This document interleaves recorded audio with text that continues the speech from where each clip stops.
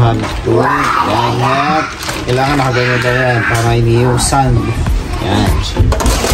Hindi ba yan dyan? Para di sumama yung buhangin.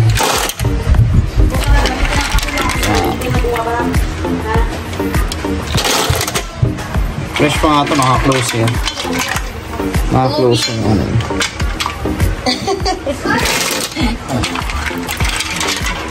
Guwapo ng asawa. Kaya, wala akong piso. Wala yung sinasabi niyang dami. Yan, ngayon. Yan. Anong nilagay mo na sa tubig na yung mahal? Asin lang. Bakit mo nilagay ng asin? Sasabi mo. Ha? Ma-purify. Lalabas yung mga Ano? ang mga ano yun eh. Nalilinisan mismong tao mo. Tapos nililinisan mo pa yan? Siyempre. Tatapon natin. Tapos yan ang gagawin dyan. Tatapon natin sa mga kusahan. Yan. Doon mo na. Wow.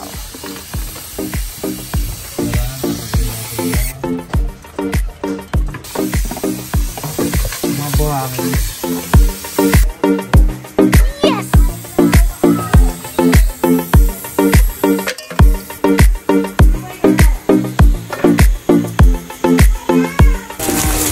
So ito, asawa ko rin ang nag-marinate yan.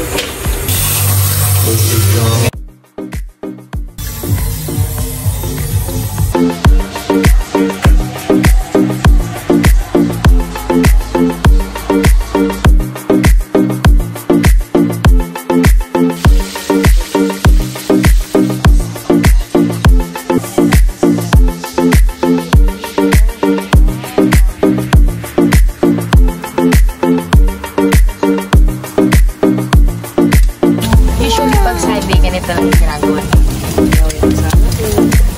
Kaya nagbabanding kami talaga. Sabay kami kakain. Gusto niya ganito lang ako sa kanya everyday. Love you.